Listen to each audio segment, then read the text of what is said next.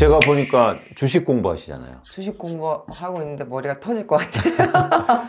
근데 주식은 오히려 좀 쉬운 측면이 있는 게, 왜냐하면 이렇게 표준화된 어떤 상품을 동시에 거래하잖아요. 네네. 그렇기 때문에 판단 기준도 동일하고, 그리고 또 생각하는 사람들의 그걸 바라보는 관점도 약간 유사할 수 있어요. 근데 부동산은 다 다르지 않습니까? 그쵸. 금액 대비도 너무 차이도 많이 나고, 그렇죠. 지역별로도 너무 다르고, 그렇죠. 또 갖고 있는 제 자산이 많지 않으면 맞아요. 하고 싶어도 못하고. 맞아요. 네. 유동성도 떨어지고. 네. 그래서 부동산 시장은 오히려 더 일반화시키려는 노력을 해야 돼요. 그래야 시장의 변화를 읽을 수 있어요. 네. 그러니까 너무 특수화된 시장이어서 그것만 막 하다 보면 오리무중에 빠져버려요. 그래서 이제 이왕 얘기 나왔으니까 주식과 부동산을 투자로 볼 때 네. 가장 큰 차이점은 뭘까요? 부동산은 거짓말 안 한다? 거짓말.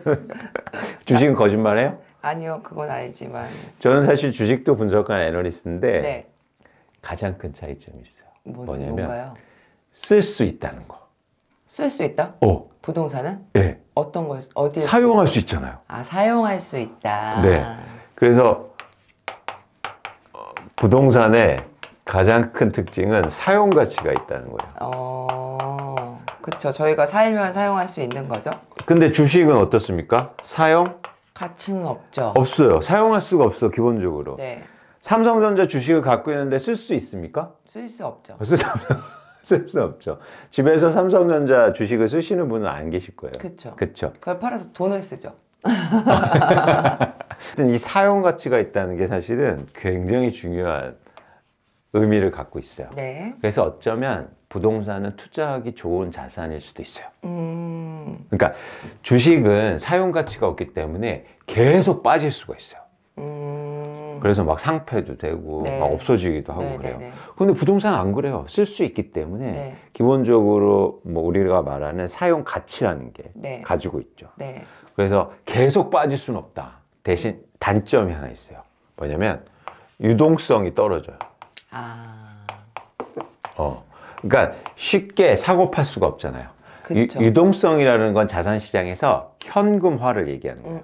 얼마나 현금화를 내가 빨리 시킬 수 있는지. 네. 근데 부동산은 쉽지 않지 않습니까? 쉽지 않죠. 그 대신 주식은 유동성이 되게 높죠. 네. 언제나 사고 팔 수 있고, 그리고 언제나 현금화를 시킬 수 네. 있습니다. 그래서 부동산 같은 경우에 사용 가치가 있으니까 네. 이걸 극대화하는 방법은 뭡니까? 내가 사용하면서 돈을 벌 수 있다는 거예요. 그렇죠. 제가 주거하면서. 그렇죠. 네네. 그래서 꼭 이제 부동산을 보실 때 두 가지 관점을 같이 보시는 게 중요하다는 거예요. 내가 거주에 대한 만족도도 보지만 사실은 이걸 통해서 내가 일종의 가격이 오를 수 있냐. 그러니까요. 이런 고민을 사실은 많이 해봐야 된다는 거죠. 충분히 가능하다. 반면에 이제 유동성이 떨어지잖아요. 네. 그래서 뭐가 중요하냐면 언제 사느냐가 중요해요. 왓을 되게 많이 얘기하거든요. 위치. 입지라든가. 네네. 근데 그거는 사실은 저는 중요하긴 하지만 네. 그건 대부분 알고 있는 사실이에요. 그래서 이 시점이라는 걸 굉장히 중요하다는 거죠. 왜? 쉽게 팔 수 있는 자산이 없으니까 언제 사느냐가 굉장히 중요하다는 거예요. 네. 주식은 유동성이 높잖아요. 네. 그래서 그러면 왓이 중요합니까? 웬이 중요합니까? 왓. 정답이요. 뭘 사느냐가 중요해요. 그쵸. 주식은. 네. 근데 사람들은 언제만 고민해요. 언제 사고 언제 팔까? 아니 언제 사고 언제나 팔 수 있는데 왜 그걸 고민합니까? 어제 살 걸. 오늘 팔 걸. 그쵸. 뜨겁죠. 금리 그 인하될 때 코로나 전에 샀어야 되는데. 맞아요. 이 얘기만 한다는 거예요. 네네네. 뭘 살까를 더 고민해야 된다. 그래서 너무 이거의 그러니까 장점이나 단점을 극대화하는 투자 방식을 사용했으면 좋겠다는 말씀을 드립니다. 투자로 부동산 살 때 그럼 언제 사느냐? 네. 그런 관점에서 말씀을 드려볼까 해요. 언제를 고민할 때 이렇게 사람들은 얘기하죠. 가격이 떨어질 때. 그쵸. 전 그렇게 얘기하려고 그랬어요. 너무나 당연한데. 집값의 거품들이 좀 빠졌을 때 네. 저점일 때 사야지 훨씬 더 이득이지 않을까 이렇게 그쵸. 생각하겠죠. 너무나 당연한 말입니다. 네. 그런데 얼마가 저점이에요? 그거는 이제 약간 통계를 봐야 되겠죠?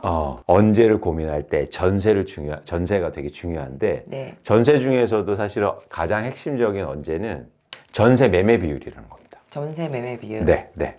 그래서 매매가에서 전세가 얼마를 차지하고 있느냐가 이게 굉장히 중요해요. 네. 전세에서 매매 가격이 차지하는 이 비율 있잖아요. 네. 이게 오를 때 내 집 마련이나 집을 사는 겁니다. 오를 때. 네, 전세 매매 비율이 상승할 때. 전세 매매 비율이 상승할 때는 어떤 게 처음 조건입니까? 전세가가 오르면 전세 매매 비율이 상승하잖아요. 네. 그렇죠? 이게 분자니까. 그렇죠? 하나는 뭐다? 전세 가격. 전세 가격이 상승할 때. 네. 그래서 많은 사람들이 전세 가격이 상승하면 투자 수요가 증가하면서 집을 사야 될 시점이라고 얘기해요. 네네네. 근데 중요한 건 두 번째예요. 이건 다 아는 거니까.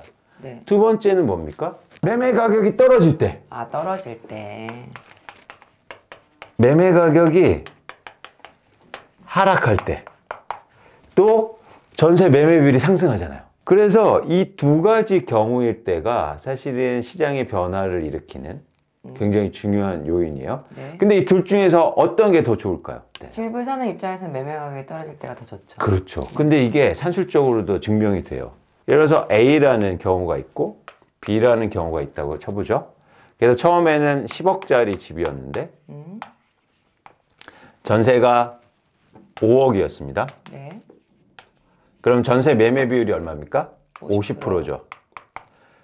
자, 이것도 B도 마찬가지로 출발해 볼게요. 10억 원이고, 그 다음에 5억 원이고, 그 다음에 전세 매매 비율이 50%예요. 자, 근데 이제 전세 매매 비율이 상승해요. 네. 이 A 케이스는 70%로 똑같이 상승한다고 보죠. 네. 근데 A 케이스는 1번 전세 가격이 상승할 때. 그러니까 여기서 매매 가격은 10억이니까 10억 그대로 놓고 전세 가격이 7억 원으로 오르는 거죠. 네. 그러면 70%가 되잖아요. 네네. 근데 또 한 경우는 전세 가격은 고정돼 있는데 이 경우가 어떻게 됩니까? 떨어져요. 그렇죠. 예를 들어서 한 8억? 7.15억이면 돼요. 네. 그러면 한 70% 정도 나오거든요. 네네네. 이렇게 떨어지는 경우가 근데 매매 비율은 똑같이 올라가는데 경우가 다른 거죠. 네. 근데 여기서 왜 차이가 나냐면 투자 자금이 차이가 나기 때문이에요. 그러니까 예를 들어서 이 시장은 투자자들이 움직이는데 이걸 갭 투자한다고 생각해 보죠. 네. 그러면 이 경우는 내 돈이 얼마 필요합니까? 3억. 3억. 근데 이 경우는 7억 9천이니까 2억 1천 정도 필요한 거예요. 네. 그죠? 네. 훨씬 더 적게 들죠. 네네네. 그러니까 이 B 시점에 투자자들이 시장에 들어오기 시작하고 가격이 바닥 찍고 상승한다. 그래서 우리는 전세 매매 비율이 상승할 때인데 그 이유가 뭐였을 때? 매매 가격이 하락하고 또 중요한 조건은 뭐가 필요합니까?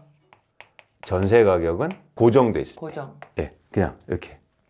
그러면 그냥 매매 비율이 상승하는 거예요. 네네. 그렇죠? 그래서 이 경우가 사실 내 집 마련하기나 시장의 변화를 일으키고 아니면 투자할 때가 굉장히 좋은 시점이야. 네. 이때가 투자자들이 굉장히 많이 시장에 들어오기 시작합니다. 네네.